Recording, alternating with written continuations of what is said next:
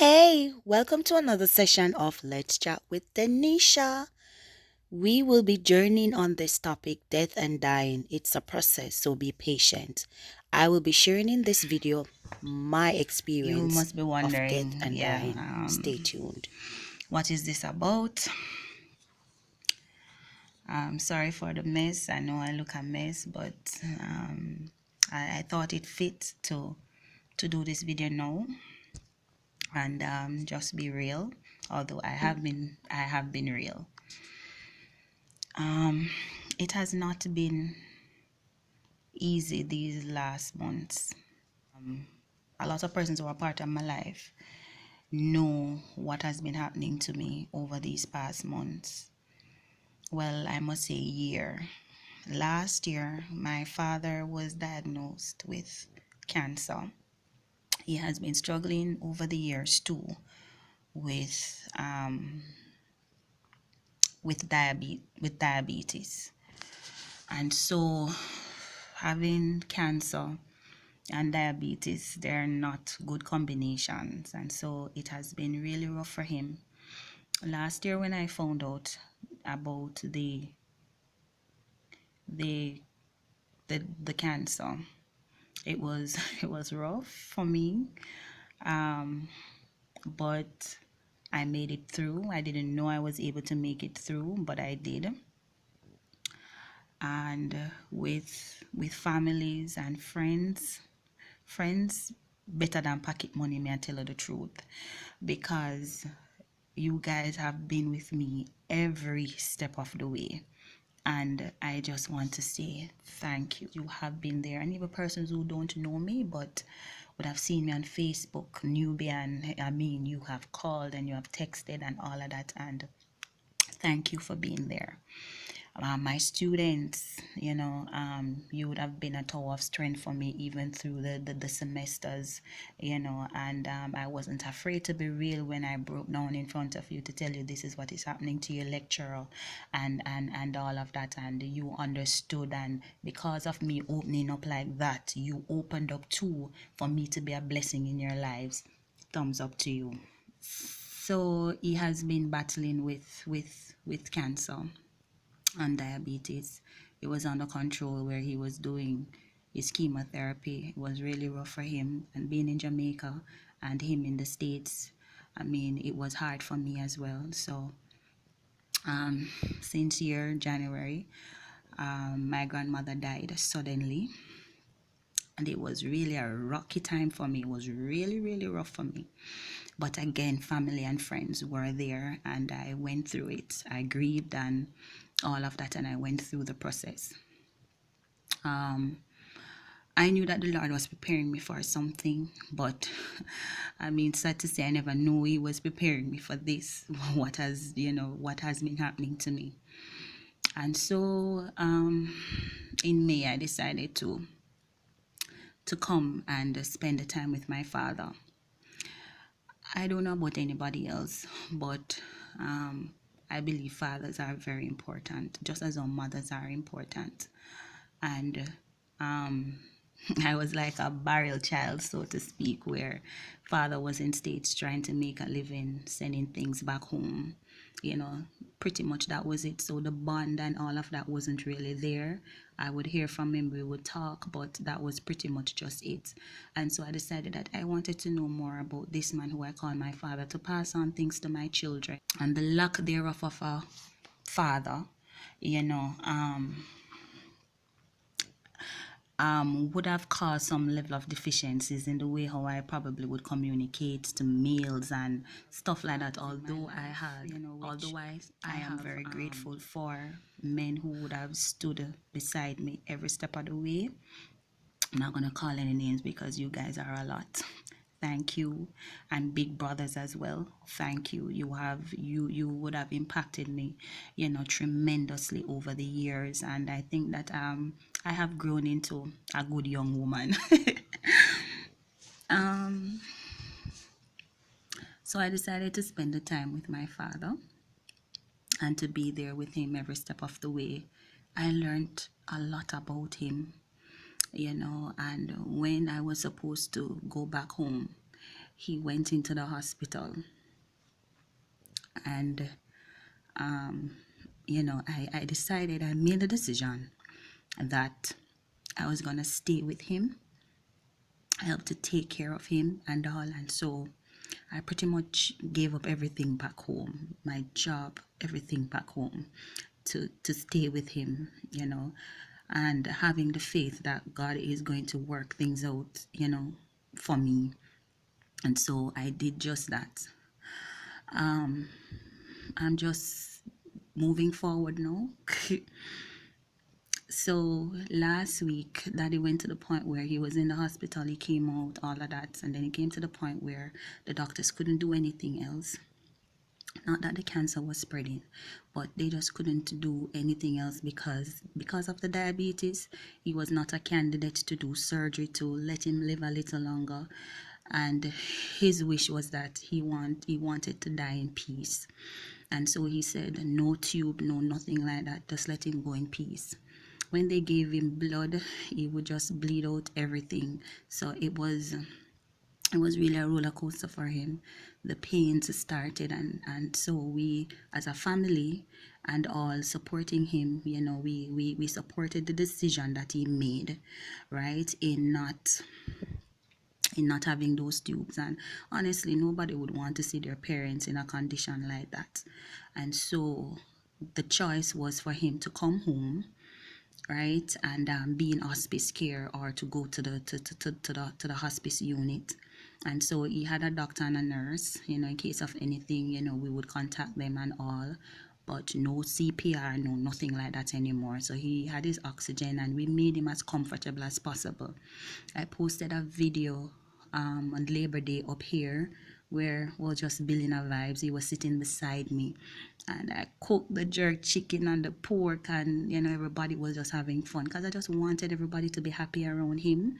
No time in this way. I need a one dance. Got a Hennessy in my hand. One more time, but I go. Higher powers taking a hold on me. I need a one dance. Knowing that he's coming down to his last. And I remember when he turned to me and said, I am so proud of you. You can do everything. And I say, well, thank you, Daddy. Thumbs up to my mother. And he was saying, I am proud of you. And I said, thank you, Dad. And immediately after I posted the video on Facebook, after I finished the video, I saw him cramped up in the chair. He was in so much pain, but he just, was just staying strong for all of us to have fun around him. And that was pretty much it for the day, because he had to go back in bed with his meds and all of that. Just forwarding now to last week was really rough for him, because he started to hallucinate. In Jamaica we would say mad. Him start to get mad, putting on his clothes, wanting to go to the train station or to go to the store at 3 o'clock in the morning, and all of that. So it was pretty rough for us. We have to be like soldiers, quite militant in the house, and so a lack of sleep, and then Tuesday he went back into the hospital where they could monitor him some more to find out what was really happening to him. I didn't get a chance to be there Tuesday night or Wednesday night, but Thursday I decided to be with him. And when I went, he was sleeping right throughout. I tried, talking to him, but no response. He was just sleeping. I guess he was tired being a soldier for 5 days and no sleep. He must tired, right? And so he was just sleeping. One of the time he jumped up and was just reaching out, as in looking in daze, and was just reaching out like something was in front of him. Then I went and was like, Dad, are you okay? Are you okay? I'm here. But still no response. Then I went over to him, I rubbed his head, kissed him, telling him that I love him, and I telling him how much I loved him and care about him, and that he must stay strong. And can I tell you, I started to sing Jermaine Edwards' song, There's a Peace in My Soul When I'm With You. I think I was playing it before. Um, yeah. And I I started to play that song. And then Daddy went right back to sleep so peacefully, because that song has been keeping me so much. There's a peace in my soul when I'm with you. And then the other one was My Destiny is Only in Your Will, has been keeping me throughout this time. I mean, I play it day in, day out. All right. And so he went back to sleep. I decided that I was gonna sleep there the night, but then, I changed my mind and decided to go home. And when I was leaving, I went over to him. I hugged him, held his head. That's the picture I posted on Facebook. I hugged him. I said, "Daddy, can you hear me?" And all he did was just to grunt. I said, "Daddy, I just want to tell you that I love you and I am proud of you." Then he said, then I said to him, because no talking for him. And then I said to him, "You are a good father and you did your best for me to make a way. But just that life didn't work out the way we planned it. But just know that I'm going to make you proud."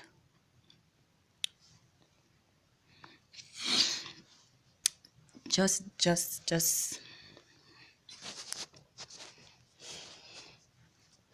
sorry. Just know that I am going to make you proud. This is not the end of it for me. And just continue to hold on. You are a fighter and you have been fighting this cancer. You just continue to hold on. And I held his head, and that was when I saw that the tears just started to flow, although his eyes were closed.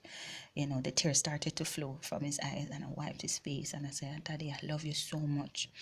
And all of this will be over soon. Just be strong. Just be strong. You are going to get well soon." That's what I said to him. "You are going to get well soon." And I tell him bye, and I kissed him. And then that was when I took the picture and I posted it on Facebook, because he went back to sleep.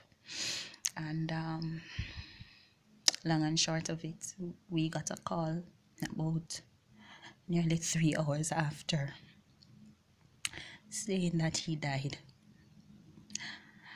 It was very rough for me when we went to identify the body. I just didn't want to go inside. And I went inside. No, I was outside waiting in the waiting area. And then his nurse came to me and said, when I left, he still was just sleeping and all of that. But, and no, I'm sorry. The nurse said to me, "I must go inside. I must not go through this alone. Just go inside, be there with the rest of the family and all of that." And I said to him, "No." I said, "Just answer me. How did he die?" And he said he gave him his medication. After giving him his medication, he realized that he was going. And so he called all the doctors and nurses, and they stood around him and they prayed. And when they prayed, one grasped for air, and then he just went to sleep. That was how he died. And immediately, as the nurse told me that, a level of peace came on me. A level of peace came down. And I got up and I went into the room and I saw him. He was just lying there like he was sleeping. This is the first time I'm actually looking at a corpse like that. Well, I looked at my grandmother, but that was in the coffin. But, first time I'm actually. And I sat down, the same place I was sleeping, and I cried. But then, I when I looked at him, it was like the Lord was just ministering to me same time. And then I heard, "Peace, be still. Peace, be still. He's at a better place." I have the confidence, because he gave his life to the Lord. And it happened before he started to hallucinate. So it was a conscious decision that he made in giving his life to the Lord. All that he wanted now to listen to was his gospel music. So his wife made sure that he had his music every single day, you know. And I remember Sunday when I was leaving, I think I posted that pic too. I made a collage that was Sunday when I was there and I was leaving to go on the road. And I prayed for him, and Daddy just started worshiping God. So I know he's at a better place. So this is part one. Sorry to be long, but I just want to say to persons out there who would have had loved ones who would have passed on, or who's going through his mourning as well, just be strong. I don't know. When I tell you that the peace of God is a real thing, it is a real thing, because I was so scared for this moment. I thought I would be utterly destroyed, you know, to see how I have been beside him all this time and then he's just gone. I miss him so much, but I am strengthened, and it is because of your support. It is because of your prayers and all of that. Thank you a whole lot. I'll be giving you part two, which will be the funeral and all of that. And the funeral service is going to be this Friday. So at 5 the address, you know. I know if we can't make it, it's okay.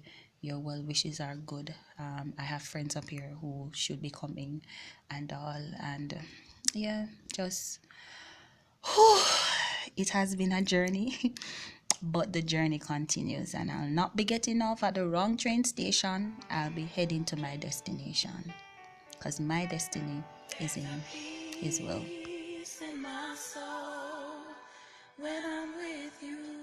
Are you grieving or know someone who is? Send them this video along with parts 2 and 3 that will be released. Subscribe and send your suggestions to denishajarrett42@gmail.com. Subscribe and share. Not a slave to sin anymore. There's a peace running deep in my soul.